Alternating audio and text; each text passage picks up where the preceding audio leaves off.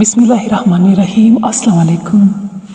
حضرت شیخ سعدی اپنے بچپن کا واقعہ بیان کرتے ہیں کہ جب میں بچپن میں تھا اور اتنا چھوٹا تھا کہ میں نماز روزے کے مسائل سے ناواقف تھا، میں نے ماہ رمضان کا روزہ رکھا۔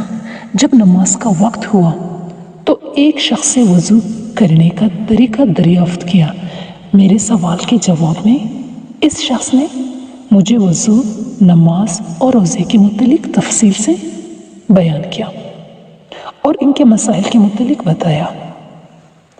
جب اس کی تقریر ختم ہوئی تو بولا کہ برخوردار، یہ مسائل مجھ سے بہتر اور کوئی نہیں جانتا۔ ہمارے محلے کا امام مسجد تو بوڑھا کوسٹ ہو گیا ہے۔ اس شخص کی اس بات کا علم محلے کے معززین کو ہو گیا۔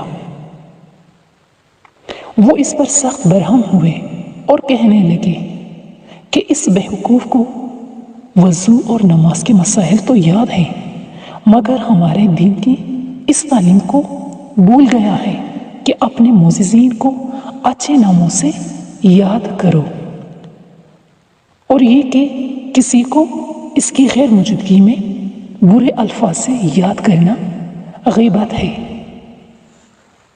اور یہ ان گناہوں میں سے ایک ہے جن کے مرتکب لوگوں کو جہنم میں ڈالا جائے گا۔